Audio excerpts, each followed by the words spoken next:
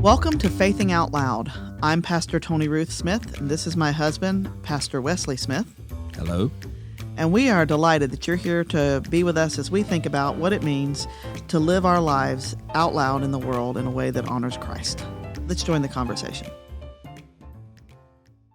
We were talking last week about how we should create space, and that's all fine, well, and good, but I don't know if you've noticed or not, but there's a lot of stuff going on at Christmas, and I can get stressed out. And No. Yeah, I can. And part of my reality is that I also don't always feel holly jolly. I'm going to refer everybody here to a podcast we're going to put out on our webpage. There's one from Curious Living and one from The Means of Grace, which was the conference podcast, where I talk about a little bit more, delve a little bit more into feeling blue at the holidays. For me, that comes out of having lost my parent about 3 weeks before Christmas. And so I don't ever feel that like, woohoo, have a holly jolly Christmas. I mean, that's just not energy I can get a hold of.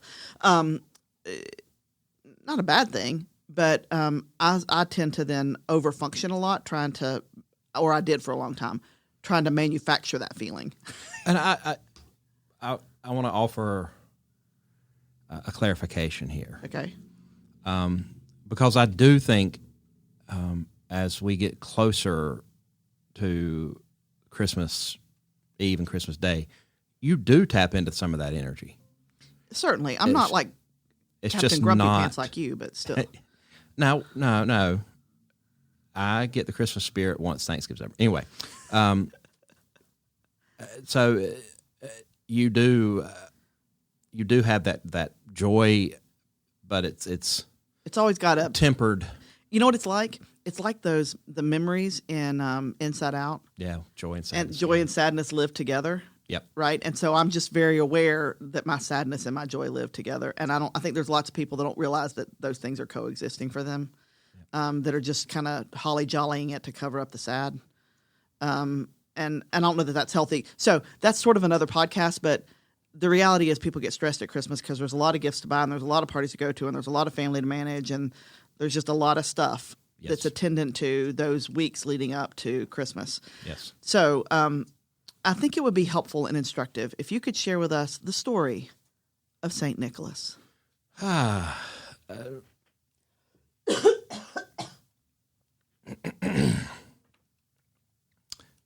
Yes, the story of Saint Nick. Now, it's not going to be the exhaustive story. It's actually just going to be one instance in the life of Saint Nicholas. Right. But my favorite. It's a great story. Saint Nicholas story. You know, Saint Nicholas, the guy with the beard and the red suit. Santa Claus. Santa Claus with a belly like a bowl full of jelly. Father Christmas. Yes.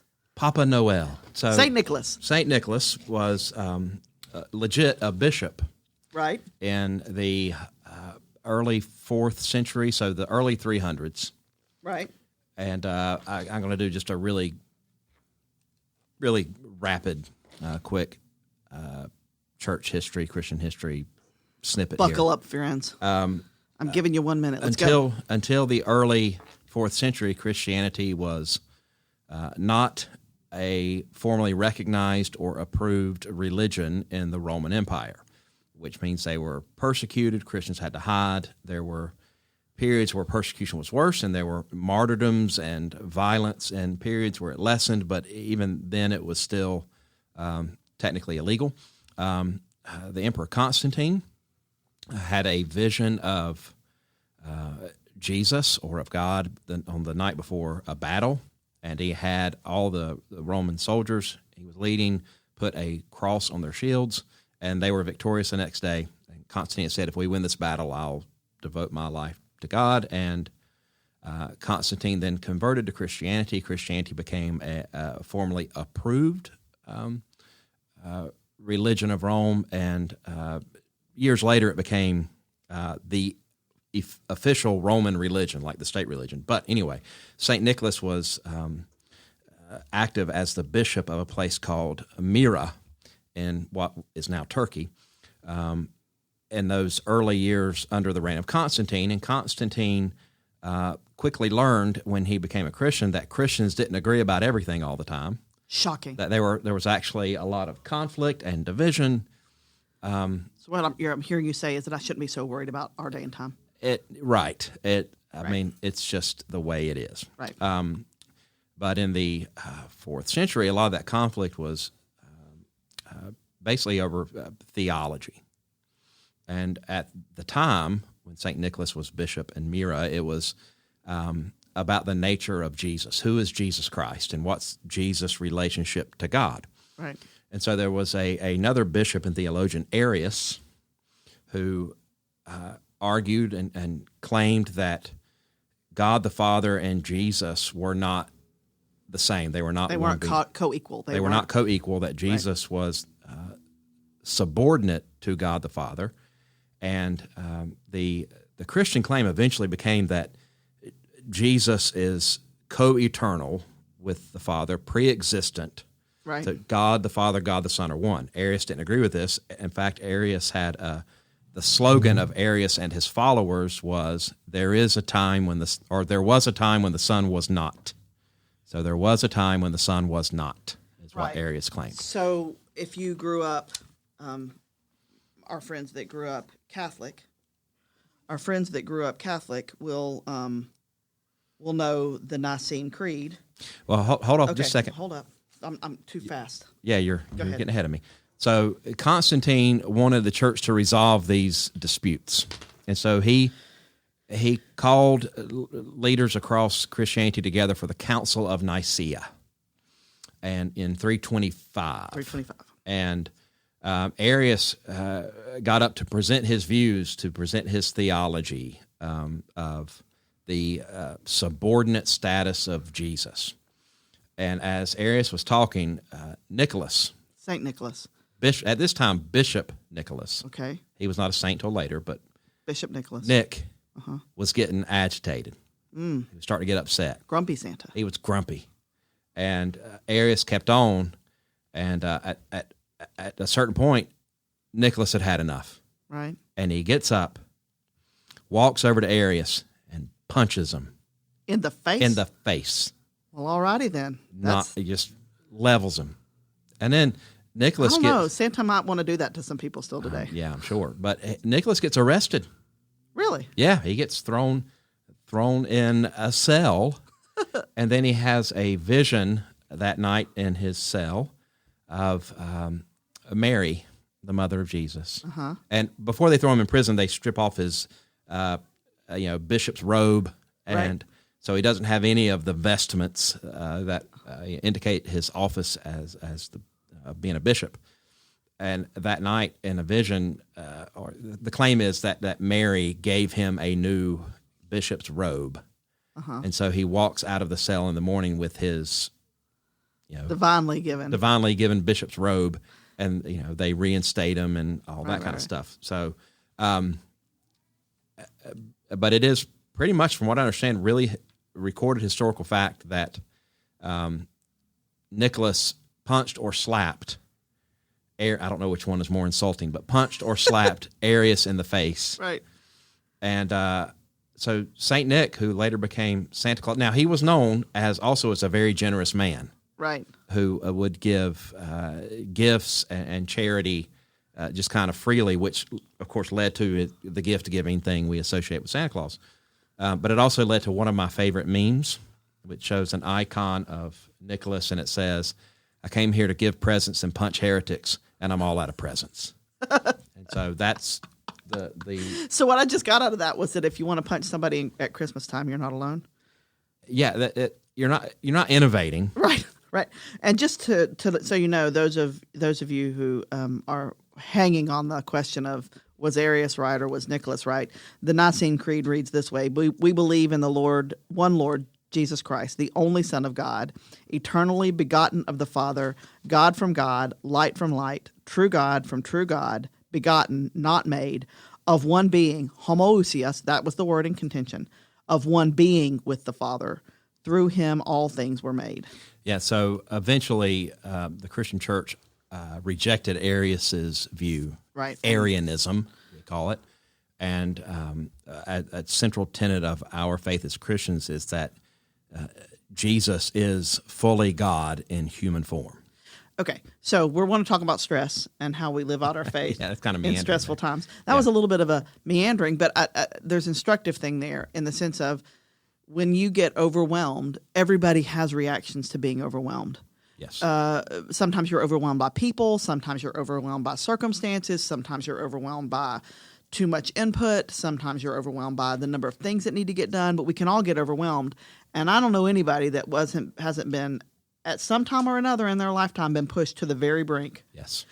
at Christmas time. And lots of us, I'm not going to say who, but I will include myself on the list, have said and done things they wish they could have taken back in the middle of Christmas stress because you're just overwhelmed. Right. So as Christian people, how in the world do we end up avoid kind of we keep up the whole St. Nicholas generosity thing piece, and maybe stay away from the whole punching somebody in the face part of that story? Yeah, I think we don't follow the example of physical violence. True. Good plan. And or that kind of confrontational attitude, because I think we're at, it might strike us as odd that somebody would get that angry about a theological dispute, but how many of us are kind of worried about the holidays because we're going to be with family who disagree with us politically? Right. So we might not,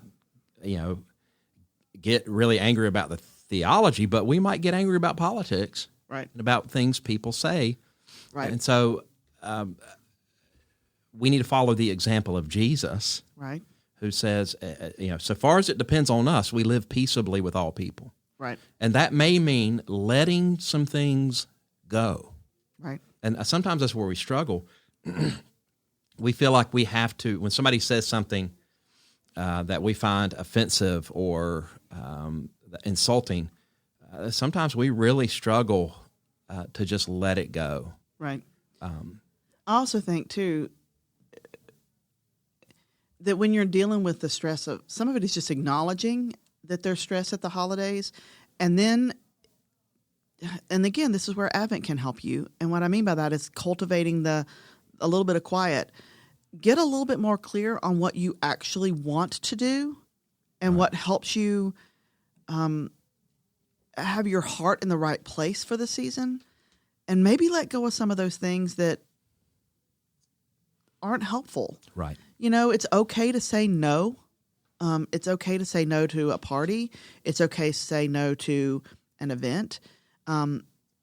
It's okay to not buy as many presents. Yeah. It's okay to not go into debt up to your eyeballs so that you're so stressed out about how you're going to pay for things that you can't actually be present with the people that you love. Because here's what I think. I bet you I couldn't name. Can you name anything? I mean, more than maybe a couple of things that you've gotten for Christmas in the last, let's just say 5 years. Okay, the only things I can name, your mom always buys me a book. Right. And I remember those. And then a friend of ours, bought me these little kind of brass book darts, like bookmarks. Right. And I only remember that because it's so useful. But pretty much everything else, and if I sat here and concentrated, that'd be a really boring podcast, though. Right. But my point being, I bet you do remember, though, the memories we cultivate, Yes. the times that we share, the things that really matter about Christmas are not the things that are the actual physical things. I'm not saying they're irrelevant, and I'm not saying to ignore them at all. I'm just saying that when we get so stressed out about those pieces, Yes. we're risking missing the stuff that's really the beautiful stuff Yes. about Christmas, right? Like every year I give you on Christmas morning beef jerky and bugles. Yes. Okay, and I give you beef jerky and bugles because on our very first Christmas that we were married, it was a Sunday, so we had to preach, and then we were driving up to the mountains, and because you and I are not bright people, we said, we'll just grab some lunch on the way up to the mountains. The road. Just in case you were wondering, pro tip, friends, places aren't open on Christmas Day. So that very first our first married Christmas lunch was beef jerky and bugles. Yes. And so every year, that's a present that we give. That memory of that's more important to me. That might be one of my favorite gifts that we share at Christmas. And my point being, because it reminds me of something that is a precious, treasured memory for us. Yes. And so I would just wonder, like, as we're dealing with all the stressors, I wonder what it's like for us to stop back and do a little bit of self-reflection and say, what do I actually want to do? Yeah. And What am I actually called to do? And what is this really about? And that's hard. I'm not going to lie. That's hard. It might mean you having to have some hard conversations with family and friends. It might mean that you have to adjust your expectations a little bit.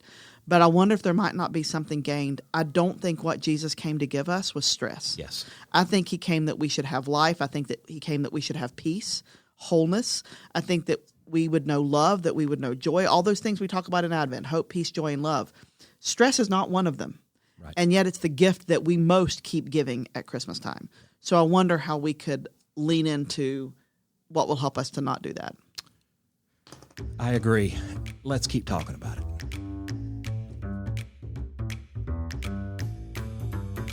Thank you for listening to Faithing Out Loud. Be sure to like and subscribe if your platform allows that. We'll see you next time.